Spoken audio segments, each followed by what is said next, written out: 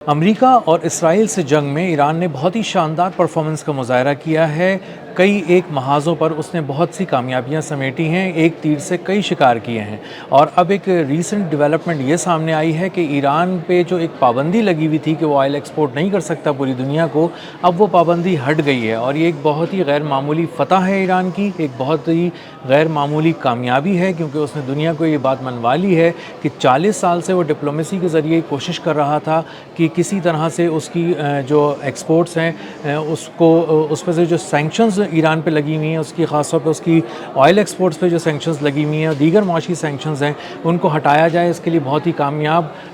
جو ہے وہ طور پہ اپنے بیانیے کو منوانے کی کوشش کی گئی، بہت ہی ڈپلومیسی کی گئی، کئی ایک سطح پر جا کر دنیا میں یہ بات کی گئی ایران کی جانب سے کہ اس پہ جو سینکشنز لگی ہیں وہ بالکل غلط ہیں اور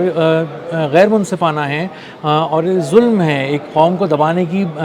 منظم کوشش ہے۔ لیکن پوری دنیا نے اس کو نہیں سنا، کیونکہ اس کی بیک پہ بیٹھا تھا امریکہ، اور امریکہ یہ سوچ رہا تھا کہ ہم نے اگر ذرا سا بھی ایران کو کوئی معاشی کشن دے دیا تو وہ لوگ مضبوط ہو کر سامنے آئیں گے اور دنیا میں پھر اپنی بات ایک الگ ہی انداز سے منوانے کی کوشش کریں گے۔ لیکن اب ہوا یہ ہے کہ کچھ قدرتی طور پہ ایسا معاملہ ہوا ہے اس جنگ کے دوران کہ ایک اپرچونٹی نکل کر آئی ایران کے لیے، اور وہ اپرچونٹی ایسے ہی نکل کر نہیں آ گئی، اس کے پیچھے ایران کی اپنی محنت بھی ہے۔ ایران نے آبنائے ہرمز کو بند کیا، دنیا میں تیل کی کمی ہو گئی، آئل کی پرائسز پہلے فلکچویٹ کرتی رہیں، اوپر اور نیچے ہوتی رہیں تھوڑی تھوڑی، لیکن اس کے بعد وہ شوٹ کرنا شروع ہوئیں اور انپریسیڈنٹڈ رہیں پچھلے کچھ عرصے کے دوران، آل ٹائم ہائی چلی گئیں پچھلے ریسنٹ ٹائمز کی، اور بلند سطح کو ٹچ کیا، جس کے بعد دنیا بھر میں آئل مہنگا بھی ہو گیا، نایاب بھی ہو گیا، اور آبنائے ہرمز سے چونکہ وہ پار نہیں ہو پا رہے تھے کمرشل ویسلز، اسی وجہ سے دنیا میں جو آئل کا ایک بحران آ گیا۔ اور جب یہ بحران آیا تو اس کے بعد ایران کے لیے ایک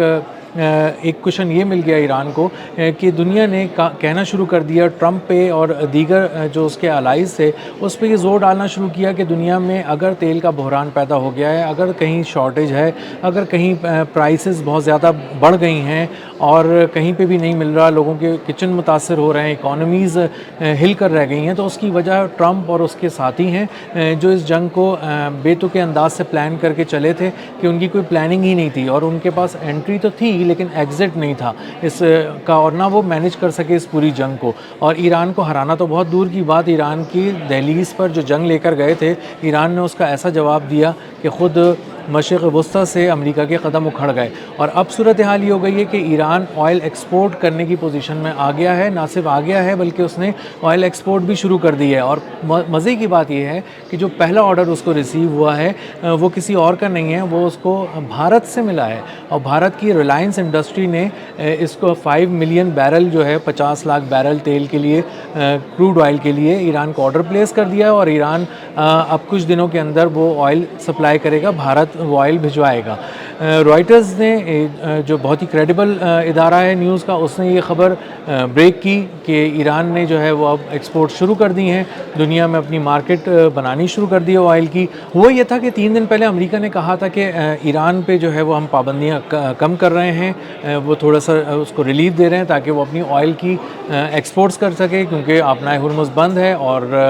دنیا میں کہیں تیل نہیں آ پا رہا، کہیں اس کی ترسیل نہیں ہو پا رہی ہے، تو ایران سے کچھ جو ممالک ہیں وہ تیل لے سکتے ہیں۔ اس تھوڑا سا کشن ملنے کے بعد بھارت نے فوری طور پہ ایران سے رابطہ کیا، اور پہلے وہ آئل خرید رہا تھا رشیا سے، اور اس کے بعد اس نے اس جو کنسیشن اس کا بھی فائدہ اٹھایا اور انہوں نے رابطہ کیا، دلی نے تہران سے، اور کہا کہ ہمیں آپ سے تیل چاہیے، 50 لاکھ بیرل تیل کا سودا طے ہو گیا اور اب یہ کچھ دنوں میں ڈیلیور کر دیا جائے گا۔ یہ ایک آئل ایکسپورٹس کی ریزمپشن ہی نہیں ہے خالی ایران کی جانب سے کہ آئل کی ایکسپورٹ شروع ہو گئی ہیں جو 2019 میں باقاعدہ طور پہ بند ہو گئی تھیں اور یہ تقریباً 7 سال کے بعد دوبارہ شروع ہوئی ہیں، بلکہ یہ اصل میں ایک اور اس میں جڑی خبر اس سے یہ ہے کہ جو آبنائے ہرمز ہے اس کا کنٹرول اب مکمل طور پر ایران کے پاس ہے۔ ایران نے اس بات کو منوا لیا ہے، دنیا سے تسلیم کرا لیا ہے، اور ڈونلڈ ٹرمپ جو بہت دنوں سے اس بات کو بار بار دہرانے کی کوشش کر رہے تھے کہ آبنائے ہرمز کا کنٹرول ہم لے لیں گے، ہمارے پاس طاقت ہے، ہمارے پاس ایک بہت بہت ہی مضبوط نیوی ہے اور ہمارے پاس ایک اسٹریٹجی ہے اب آبنائے ہرمز کے لیے، اور آبنائے ہرمز کو کھلوانا ہمارے بائیں ہاتھ کا کھیل ہے، اور ایران کو ہم اب ڈیڈ لائن دے رہے ہیں کہ وہ 48 گھنٹے میں آبنائے ہرمز کھول دے، لیکن اندازہ یہ ہوا کہ 48 گھنٹے سے پہلے ہی ڈونلڈ ٹرمپ کو اپنی باتیں واپس لینی پڑی، تمام احکامات واپس لینے پڑے، اور دنیا کو یہ بات بتانی پڑی کہ آبنائے ہرمز کا کنٹرول پاسداران انقلاب کے پاس ہے، ایران کے پاس ہے، اور وہ اتنے مضبوط ہیں کہ ان کی اجازت کے بغیر کوئی ایک کمرشل ویسل بھی آبنائے ہرمز کو پار نہیں کر سکتی۔ تو جتنے بھی اب کمرشل ویسلز وہاں پر پارک تھے، قریب تھے، مختلف جگہ پہ ڈاک ہوئے ہوئے تھے آبنائے ہرمز کے قریب، اب وہ گزرنا شروع ہوئے ہیں آہستہ آہستہ کر کے، اس شرط پہ جب ایران نے ان کو الاؤ کیا ہے کہ وہ $20 لاکھ کی ایک ٹرانزٹ فی پے کریں گے، اور وہ ٹرانزٹ فیس کی ادائیگی کے بعد وہ وہاں سے گزر چکے ہیں۔ اور اس میں بھی انٹرسٹنگلی جو پہلا جہاز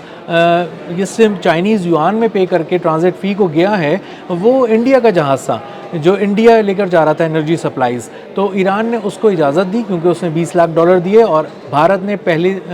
$20 لاکھ پے کر کے وہاں سے اپنے جہاز کو آبنائے ہرمز سے کلیئر کیا۔ ڈونلڈ ٹرمپ نے یہ کہا تھا کہ آبنائے ہرمز کو کھلوانے کے لیے ہم اپنی بحریہ کو بھیجیں گے، اور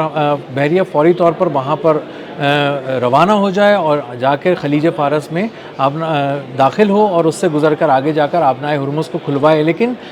امریکی جو بحریہ ہے اس کے افسران اتنے بیوقوف نہیں ہیں جتنا ٹرمپ ان کو سمجھتے تھے کہ وہ احکامات ملتے ہی وہاں روانہ ہو جائیں گے۔ انہوں نے پہلے ہی اس بات کو سمجھ لیا تھا کہ بیسکلی اگر وہ اس میں داخل ہوئے آبنائے ہرمز کی طرف خلیج فارس میں، تو ایک موت کا جال ایسا بچھایا گیا ہے ایران کی جانب سے جس سے ان کو ناقابل تلافی نقصان پہنچے گا، ان کی عسکری طاقت کمزور ہوگی، ان کے جہاز تباہ ہو جائیں گے، اور چونکہ کامیابی سے نشانہ بنایا جا چکا ہے دو بہت ہی بڑے امریکی بحری بیڑوں کو، ایک کا نام تھا ابراہم لنکن اور دوسرے کا نام تھا جرالڈ آر فورڈ، ان کو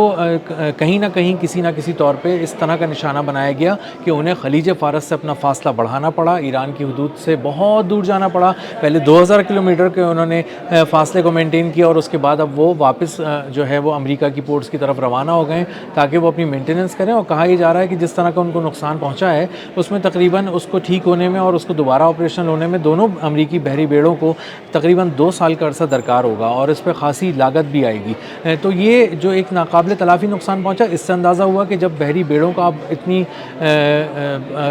پریسائزلی ہٹ کر سکتے ہیں، اتنی بری طرح نشانہ بنا سکتے ہیں، تو آپ آگے آنے والے بحری کسی بھی جہاز کو جو امریکی بحریہ کا جہاز ہوگا اس کو کتنا پریسائزلی اور کتنا افیکٹولی آپ ہٹ کر سکیں گے۔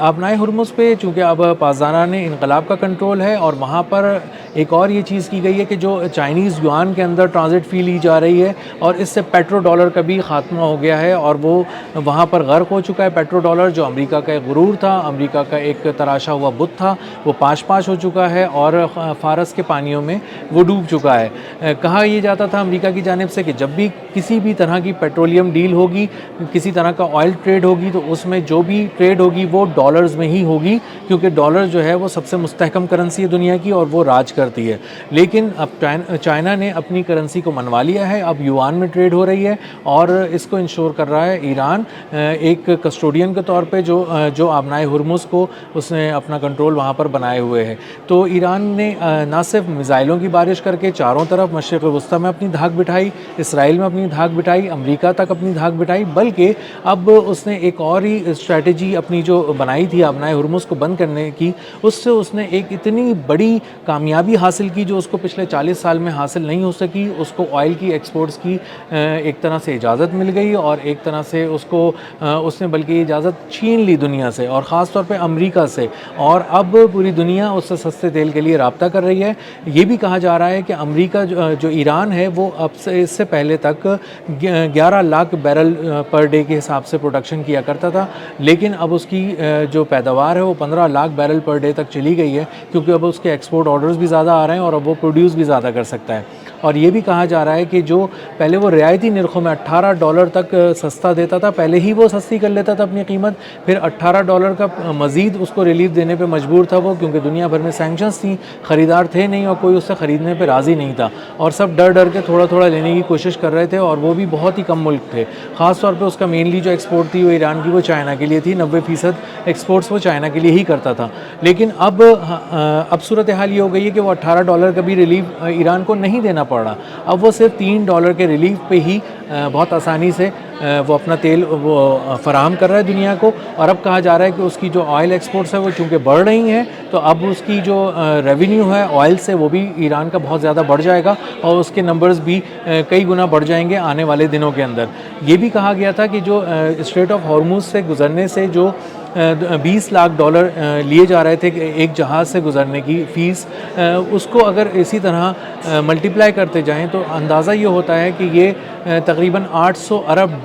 جو ہے وہ سال کا ایران کما سکے گا. اور اس طرح ایران جو ہے وہ معاشی طور پہ مستحکم ہو جائے گا اور اس کو بہت زیادہ کوئی ضرورت نہیں پڑے گی دنیا سے مزید کسی قسم کی رعایتیں لینے کی. تو ایران نے نہ صرف عسکری طور پہ اپنے آپ کو منوایا, سفارتی طور پہ منوایا, بلکہ اب معاشی طور پہ بھی اپنے آپ کو منوایا. اور جب ایک گہری چوٹ لگائی دنیا پر تو اس کی سارے سینکشنز اس پہ جو لگی ہوئی تھیں وہ ختم ہو گئیں, آئل کی ایکسپورٹ بڑھ گئی اور اپنائے ہرمز سے گزرنے کی ٹرانزٹ فی بھی طے ہو گئی جو $20 لاکھ پر کمرشل ویسل ہے, اور ہر جہاز اس کو گزرتے ہوئے $20 لاکھ اس کی فیس بھرے گا اور پھر وہاں سے گزرے گا. تو اس سے آنے والے دنوں میں ایران نہ صرف مضبوط ہو رہا ہے معاشی طور پہ بلکہ ابھر کر سامنے آئے گا. اور اب ایران کا لہجہ دنیا سے بات کرنے کے لیے بہت ہی مختلف ہوگا اور دنیا اب ایک نئی انداز سے ایران کو لینا پڑے گا دنیا کو. اور ایران جب اپنی بات اب کرے گا تو اس کی آواز بالکل بدلی ہوئی ہوگی اور انتہائی غیر معمولی بھی ہوگی.